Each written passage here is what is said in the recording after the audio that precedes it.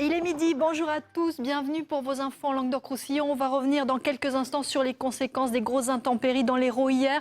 Mais d'abord, cette information, un forcené est actuellement retranché chez lui à Saint-Brest dans l'Hérault.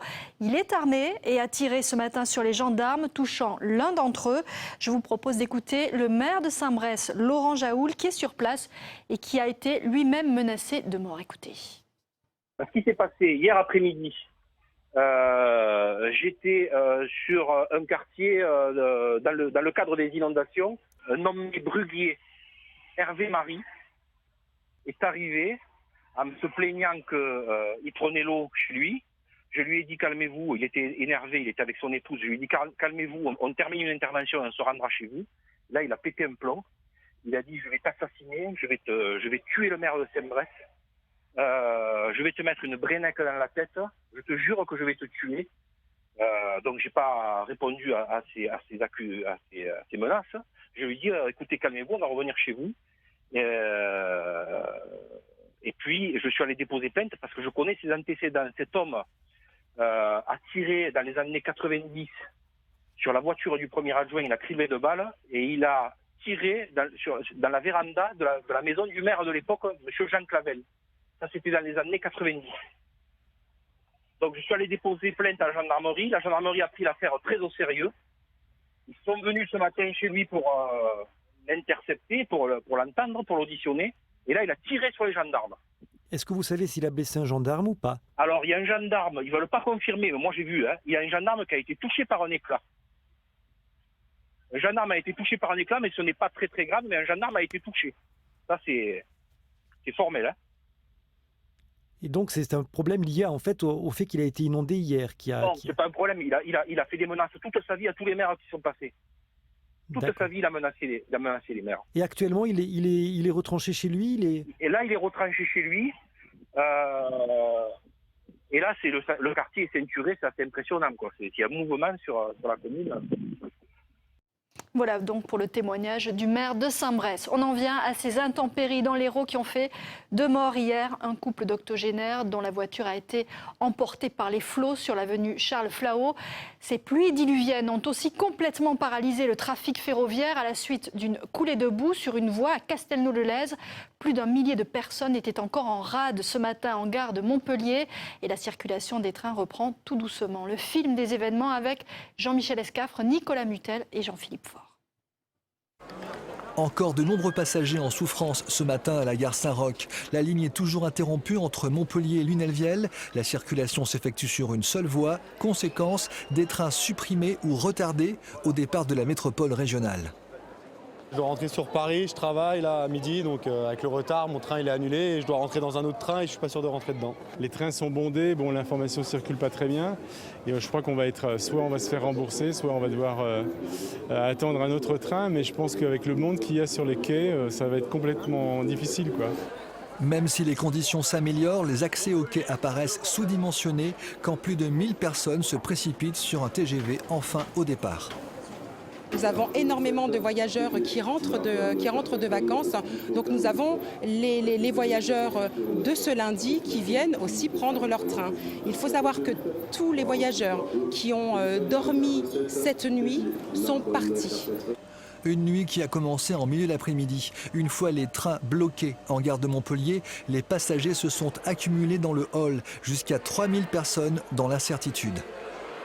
On ne donne pas de solution pour dormir, il n'y a personne pour enseigner, on a quand même les enfants et je trouve ça un petit peu moyen quand même. Les hôtels proches de la gare pris d'assaut, certains usagers ont improvisé une étape sur place. Moi j'aime le sud. La SNCF a distribué quelques collations et la Croix-Rouge a apporté son aide avec des boissons chaudes et un petit déjeuner ce matin. Un réconfort pour aider à patienter. La météo est ce qu'elle est, hein. On ne peut rien y faire.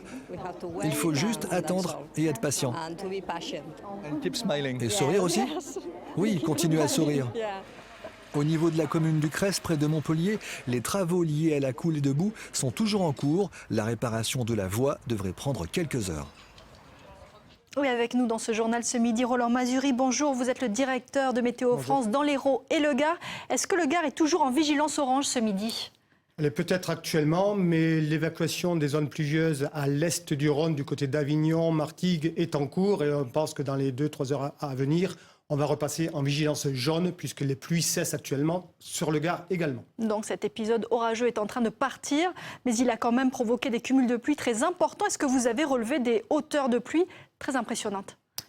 Oui, des hauteurs surtout impressionnantes pour la saison, puisque si en septembre et octobre, on a l'habitude parfois d'avoir des 150 voire 200 mm lors des épisodes cévenols les plus orageux et les plus importants, en août, on n'avait pas eu connaissance jusqu'à présent dans nos annales de quantités comme on a eu à Montpellier-Fréjorgues par exemple hier.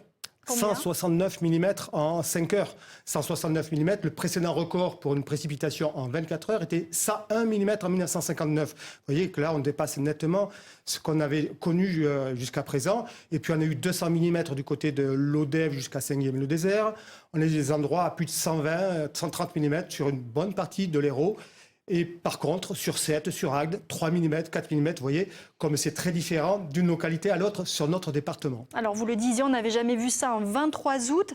Est-ce que c'est un mauvais présage pour l'automne qui arrive ? Eh bien, j'espère que non, mais je n'en ai pas la certitude. On espère que ce premier épisode particulièrement violent et spectaculaire ne sera pas suivi par d'autres épisodes comme on a connu l'année dernière. Rien n'est moins sûr. De toute manière, on sera en début d'automne avec des températures de la mer assez chaudes, loin au large, même si près de nos côtes, elle n'est pas très chaude. Il faut savoir qu'entre les Baléares et la Sardaigne, l'eau est très chaude. Et donc, on peut se douter que dans l'automne, entre septembre et novembre, on risque d'avoir des épisodes dits cévenols, des épisodes méditerranéens qui pourraient être intenses, mais rien ne le dit jusqu'à présent. D'accord, donc ce n'est pas forcément de très bon augure, mais ce sera à voir dans les prochaines semaines. On va quand même rassurer les touristes qui sont arrivés ce week-end, qui ont pris ce gros orage sur la tête. Est-ce que là, quand même, ça va s'arranger dans les jours prochains ? Ça s'arrange déjà dans l'Hérault, dans le Gard, c'est quasiment fait. Les jours prochains, c'est du soleil, même si les températures resteront, alors, on va dire, de saison pour une fin août. C'est l'été qui repart pour une semaine. Voilà, c'est donc un mauvais feuilleton juste ce week-end. Merci beaucoup Roland Mazuri d'être venu en direct dans ce journal. Alors à Montpellier, il y a eu quelques caves inondées et puis un petit peu plus loin, des habitants surpris par des flots de boue. C'est le cas de cette quinzaine riverains de la future ligne à grande vitesse à Moguio, dans le quartier des Garrigues. Ils accusent clairement ce chantier d'avoir provoqué de sérieux dégâts autour de chez eux. D'après eux, les eaux n'ont pas pu s'évacuer correctement. Écoutez cette exploitante agricole. Depuis qu'il y a les travaux, là je voyais des habitations qui ont morflé alors qu'elles n'ont jamais morflé. Il n'y avait jamais eu d'eau avant. À mon avis, c'est que déjà, première chose, la Jasse n'a jamais été recalibrée. Elle n'a jamais été. C'est le cours La d'eau. rivière, le cours d'eau qui passe juste à côté, elle n'a jamais été nettoyée. Ça aurait dû faire depuis quelques mois et il n'y a rien qui a été fait. Donc plus les fossés qui ont été créés par les travaux du LGV, l'autoroute, tout ça, mais voilà, tout ce qui se passe en amont, en aval ne suit pas. Et puis ces orages ont aussi tourné à la mini-tornade du côté de Villetel, à l'est de Montpellier. Des arbres se sont effondrés sur plusieurs habitations. À Lunel, c'est carrément la grêle qui a fait des dégâts, notamment dans les vignes. Et puis, je vous le disais au début de ce journal, ces trombes d'eau ont été meurtrières à Montpellier. Un couple d'octogénaires qui circulait sur l'avenue Charles-Flahault a été piégé par les flots. Beaucoup d'automobilistes se sont retrouvés en galère. Récit d'une après-midi sous le déluge avec Karine Alazé et l'ensemble de nos équipes. L'orage était annoncé, mais les pluies diluviennes ont surpris par leur violence et leur durée. En 40 minutes, le Lez et le Verdançon sont sortis de leur lit, inondant les chaussées. 2 octogénaires, piégés en voiture dans un torrent d'eau, ont basculé par-dessus un parapet. Les secours n'ont rien pu faire. Malheureusement, des témoins les ont vus, mais n'ont pas pu les rattraper pour éviter le pire. Voilà. Ils ont été emportés par l'eau. Par l'eau, tout à fait. Voilà. Donc leur course a fini sous le pont. Ce sont les seules victimes des intempéries. Les nombreux automobilistes bloqués hier à Montpellier par la montée des eaux ont eu de la chance et sans doute aussi la peur de leur vie. On s'est demandé qu'est-ce qu'on fait, est-ce qu'on part, est-ce qu'on la laisse. Du coup on a vu l'eau un peu baisser, on est venu ici. On avait envie de passer par là-bas mais on a peur de rester bloqué. Il y a des moments comme ça où on panique un peu, on se demande ce qui va se passer. J'ai pleuré, j'ai eu peur. C'était incroyable quoi. On avait l'impression d'être sous un rouleau là, vous savez quand on lave sa voiture. Il pleuvait tellement et que j'ai pas vu et quand je l'ai vu, c'était trop tard en fait. Vous aviez de l'eau jusqu'où ? Non, la voiture a commencé à bouger et là elle a tourné sur elle-même Et après, voilà, elle a tourné, et après, c'est bloqué contre une petite muraille. Autrement, je pense qu'elle aurait été emportée complètement. Il y avait un grand courant. Les fortes pluies ont aussi particulièrement touché les communes du nord de Montpellier et l'arrière-pays de l'Hérault. À Clermont-Lérault, le petit Rhônel qui traverse la ville s'est transformé en torrent en quelques minutes. Les inondations ont provoqué des bouchons sur les autoroutes A9 et A75. La 75 saturée a d'ailleurs été fermée pendant 2 heures. Hier après-midi, les sapeurs-pompiers sont intervenus 300 fois. Enfin, sachez que les plages rive gauche à Palavas ont été fermées par mesure de précaution en attendant des analyses de l'eau après ces intempéries. On va terminer avec une info un petit peu plus souriante. La grande finale des joutes de 7, c'est cet après-midi avec le célèbre tournoi des lourds. Et vous pourrez le suivre sur notre site internet dès 15h et jusqu'au bout du tournoi.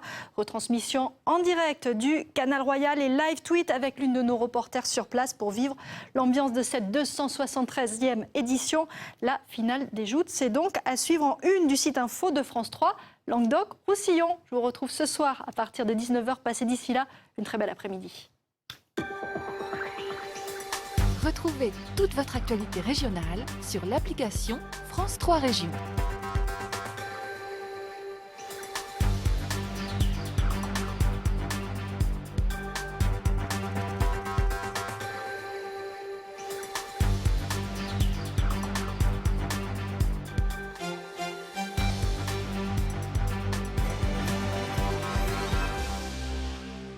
Aujourd'hui, dans votre édition des initiatives, un label strasbourgeois lance Watch Digital Comics pour dévorer des bandes dessinées entièrement numériques. Moins de courrier, les facteurs ont pourtant une nouvelle carte à jouer, comme s'occuper des personnes isolées. Mais avant cela, un séjour dans le village du Secours populaire de Gérardmer pour des enfants d'ici et d'ailleurs. La barrière de la langue ne les empêche pas de se faire de nouveaux amis. 1, 2, 3. Matinée, canoë-kayak pour les enfants. Originaires de Moselle, d'Haïti, d'Israël ou encore du Japon, ils pratiquent des activités sportives, culturelles et de loisirs, des moments de partage. Pour eux et pour nous aussi, parce qu'ils viennent de très loin et nous aussi on a des choses à partager avec eux. Ils aiment bien ça et ça se passe super bien pour eux. Et je suis content aussi de faire cette formation. Malgré la barrière de la langue, ces enfants arrivent tout de même à communiquer. Parfois, c'est dur de discuter parce qu'on ne parle pas la même langue. Mais on trouve des moyens pour échanger. Les sourires sont sur toutes les lèvres. Concocté par les éclaireurs de France, le séjour est marqué par les valeurs du scoutisme. C'est une ambiance de vacances, c'est une ambiance de rencontre, une ambiance de partage, une ambiance de connaissance et de fraternité, de solidarité. Tu vas là-bas, là-bas. Non, tu te mets avec les petits. Les groupes sont faits, les enfants se lancent pour une aventure à l'Acrobranche. Pour certains d'entre eux, c'est une découverte. En Haïti, il n'y a pas ça, c'est ma première essai. C'est ça. Il n'y a pas ça en Haïti? Non, en Haïti, il n'y a pas de ça. Ça va? Tu penses que c'est bon? On s'aperçoit qu'au bout de 2-3 jours, des petits groupes se forment. En fait, ils ont beaucoup d'affinités par âge, quelle que soit la langue. Et ils jouent ensemble, ils pratiquent du sport ensemble, ils communiquent ensemble, comme ça, un peu en mélangeant leurs langues. Et c'est extraordinaire. Pour ses 70 ans, le Secours populaire a donc permis à tous ces enfants de se rencontrer et de profiter ensemble de ces vacances qui resteront à coup sûr inoubliables. Moins de courriers à traiter, la Poste déborde d'imagination pour trouver de nouveaux métiers à ses facteurs, des livraisons de courses à la surveillance des personnes âgées, comme ici dans cette petite commune de la Somme. De sa voiture jaune, Nicolas ne sort pas toujours du courrier. Cette fois, c'est un formulaire sur lequel il va évaluer l'état de santé de Madeleine. Donc tout va bien aujourd'hui? Tout va bien. Il n'y a pas de problème? Non. Comme santé, on n'a pas de vertige? Je suis en pleine forme. 1 à 2 fois par semaine pendant l'été, le facteur veille ainsi sur les personnes isolées. Je trouve que c'est bien. On est sécurisé. Et puis mes enfants aussi. 5 personnes âgées bénéficient du service pour la première fois dans le département. Les PTT, c'est un organisme sérieux, ça a toujours été. Donc on leur fait confiance d'office. On sait qu'ils ont moins de travail qu'autrefois. Donc, s'ils peuvent compenser par une autre prestation, pourquoi pas? Les effectifs de la Poste ont déjà été réduits d'un tiers en 13 ans. Beaucoup de postiers sont convaincus qu'il faut se renouveler. Pour garder notre travail, hein. C'est nos emplois qui sont en jeu aussi. Et financièrement, il faut trouver d'autres moyens de gagner de l'argent. La Poste entretient son image de proximité. La mairie, elle, ne paye pas cher pour 2 mois de prestations. Un service coûte 490 €. Donc c'est un rapport qualité-prix qui nous semble tout à fait raisonnable pour le service rendu. Depuis quelques années, la Poste délivre des médicaments, des croquettes aussi, ou réalise des sondages pour lesquels des entreprises payent. C'est aujourd'hui une vraie activité qui se développe et qui finira par apporter de la rentabilité à l'entreprise. Aujourd'hui, les nouveaux services ne représentent que 200 millions d'euros de chiffre d'affaires, contre 11 milliards pour le courrier traditionnel. Mais la Poste compte accélérer le mouvement. Adieu la BD papier, voici un nouveau moyen de dévorer les bandes dessinées. Un label strasbourgeois propose d'éditer de nouveaux personnages créés par de jeunes auteurs au format numérique. À vos tablettes donc, Watch Digital Comics arrive bientôt sur le marché. Ça s'appelle Watch Digital Comics. C'est de la BD, disponible sur tout appareil numérique, téléphone, tablette, ordinateur, conservable dès que téléchargé, sur abonnement annuel 600 pages, 36 €, avec un système de série et des contenus inédits parce que faits par de jeunes auteurs. En fait, c'est super difficile pour de jeunes auteurs de trouver des premiers contrats, parce que souvent les grands éditeurs sont un peu, on va dire, frileux de faire donner leur chance à des nouveaux. Et c'est bien pour moi, c'est bien pour les lecteurs aussi, parce que ça permet de connaître des nouveaux styles, des nouvelles sensibilités. Si ce projet a cette forme, c'est parce qu'il est inventé par une école de BD, l'Iconographe, qui existe depuis 12 ans déjà. Et que c'est la suite logique de sa formation professionnalisante en 3 ans. Parce que tous ne savent pas se vendre. Après avoir acquis la maîtrise de la mise en scène, du dialogue, du scénario et du dessin, et voilà donc une offre sans équivalent sur le marché de la BD pour les lancer. On va être les premiers à vraiment proposer de l'inédit sur tablette numérique. En général, déjà en France, ça se met un petit peu en place, mais c'est plus des albums qui sont scannés et proposés sur tablette. Nous, on fait vraiment du contenu qui est pensé pour la tablette. Et ça change tout. Ah oui.